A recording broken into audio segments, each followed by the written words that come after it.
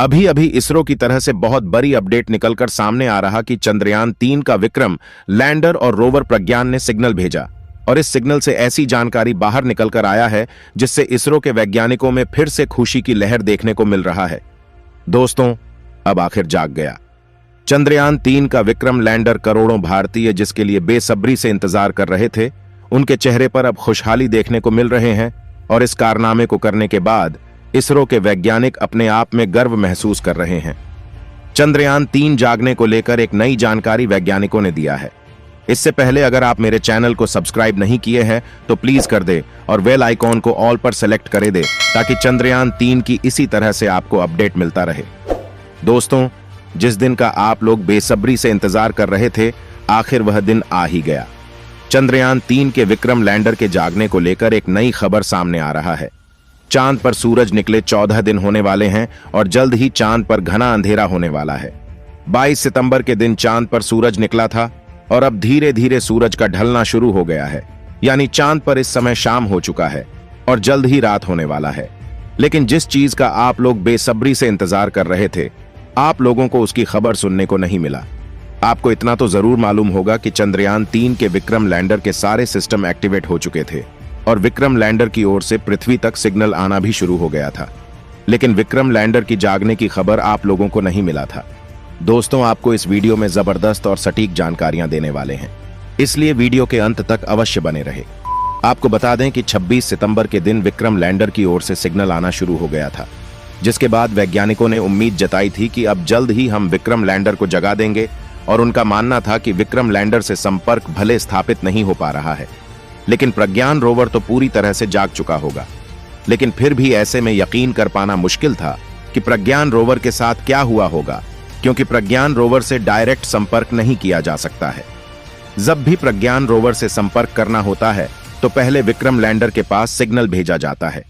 उसके बाद Vikram lander signal को रिसीव करके प्रज्ञान रोवर के पास भेजता है, तभी प्रज्ञान रोवर को कमांड दिया जाता है। चांद पर सूरज निकले अब लगभग 14 दिन पूरे होने वाले हैं।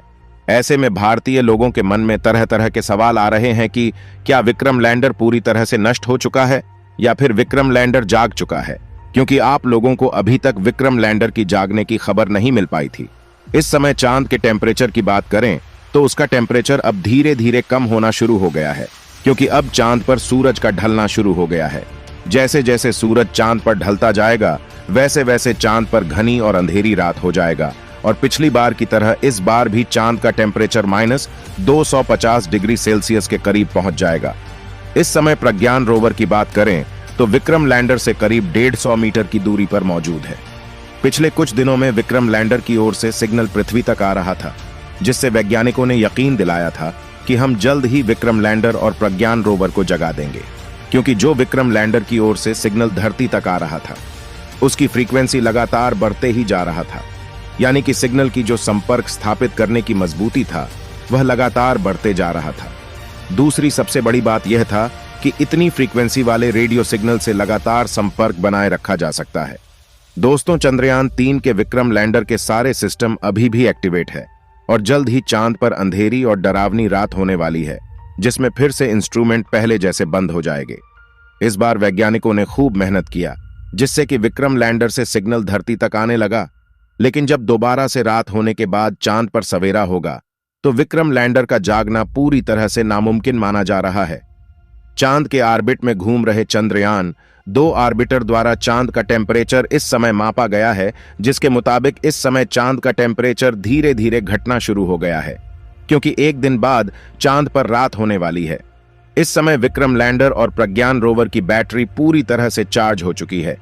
आपको मालूम है कि विक्रम लैंडर में 3 सोलर पैनल लगाए गए हैं, जिससे किसी भी एंगल से चांद पर रोशनी बढ़ती है तो विक्रम लैंडर की बैटरी चार्ज होती रहती है, जबकि प्रज्ञान रोवर में केवल एक ही सोलर पैनल लगाया गया है, जिससे उसके दिशा को विशेष रूप से सूरज की तरह रखा जाता है, जिससे लगातार सूरज की रोशनी प्रज्ञान रोवर के सोलर पैनल पर पड़ती रहे और वह चार्ज होता रहे।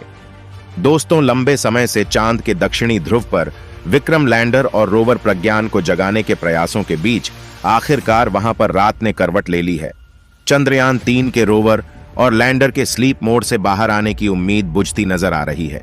साथ ही चांद पर रात्रि के आगमन के बाद शिव शक्ति पॉइंट एक बार फिर से अंधेरे में जा चुका है। चंद्रमा के दक्षिणी ध्रुव पर स्थित शिव शक्ति पॉइंट है जहां चंद्रयान 3 ने पहली बार लैंडिंग किया था। दोस्तों, आपको बता दें, चांद पर रात की अवधि धरती की तुलना में 14 दिनों के बराबर होती है। शिव शक्ति पॉइंट पर सूरज की रोशनी 30 सितंबर से ही कम होते चला गया था, जिस वजह से प्रज्ञान और विक्रम के वापस एक्टिवेट करने पर कई तरह की आशंका जताई जा रहा था।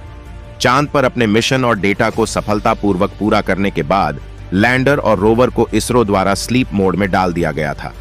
उस समय चांद पर रात की शुरुआत हुई थी। चांद पर रात के समय तापमान काफी कम होता है। ऐसा माना जा रहा था कि चांद पर 14 दिनों की रात की अवधि पूरी होने के बाद सूर्योदय की मदद से विक्रम को फिर से एक्टिव मोड में लाया जाएगा। चंद्रयान 3 को निरंतर एक्टिवेट करने की कोशिशों में बेंगलुरु के साथ यूरोपियन स्टेशन कोरू और स्टार्क की ओर से भी हर संभव प्रयास किए गए हैं, मगर कोई भी प्रयास सफल नहीं रहा। गौरतलब है कि भारत का मून मिशन चंद्रयान 3 ने चांद के दक्षिणी ध्रुव पर कदम रखने वाला दुनिया का एकमात्र देश बन गया है। साथ ही प्रधानमंत्री नरेंद्र मोदी द्वारा चंद्रयान 3 के लैंडिंग पॉइंट को शिव शक्ति नाम भी घोषित किया गया है। यह पॉइंट मैंजिनस सी और सिंप्लियस एन क्रेटर्स के मध्य में स्थित है, जो नॉर्थ लूनर पोल से लगभग 4200 किलोमीटर दूरी पर मौजूद है। चंद्रयान 3 के स्लीप मोड में जाते ही स्थिति खराब होती चली गई थी, जिसके बाद तब से लेकर अब तक प्रज्ञान और विक्रम दोबारा जागने में असफल रहे। हालांकि इस नाकामयाबी के विपरीत चंद्रयान 3 मिशन सफलता के दृष्टिकोण से देखा जा रहा है।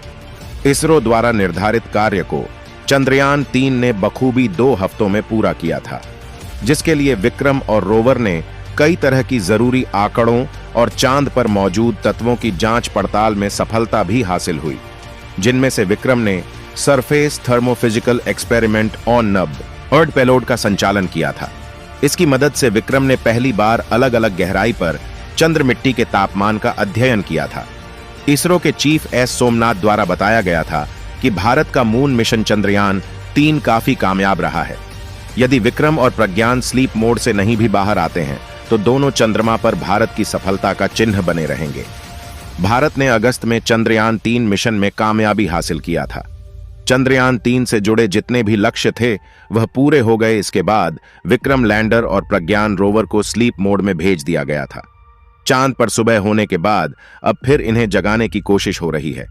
यूरोपीय स्पेस एजेंसी का फ्रेंच गुयाना का कोरो स्टेशन से इन्हें जगाने का सिग्नल लगातार भेजा जा रहा है। अभी तक यह जगह नहीं है।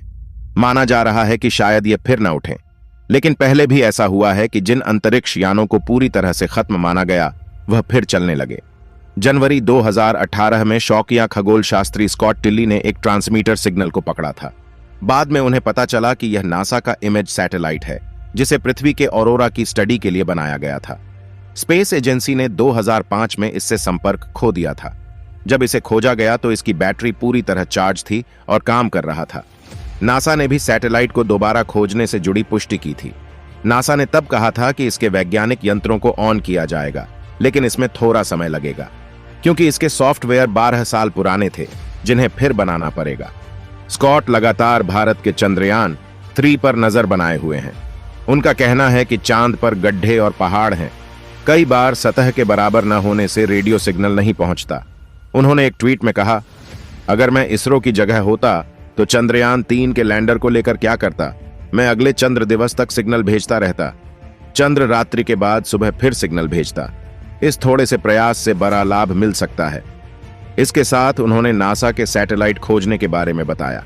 साल 2020 में उन्होंने अमेरिका की एक मिलिट्री सैटेलाइट खोजी जो खराब और बंद मानी जा रही थी। पृथ्वी अपने धुरी पर भी घूमती है, इस वजह से दिन और रात जल्दी आते हैं, लेकिन चांद पर ऐसा नहीं होता। चांद अपने धुरी पर नहीं घूमता, सिर्फ पृथ्वी का चक्कर लगाता है। इसी कारण हमें इसका एक ही हिस्सा दिखता है। जब चांद पृथ्वी से चमकता दिखे तो उस जगह वहां सुबह होती है।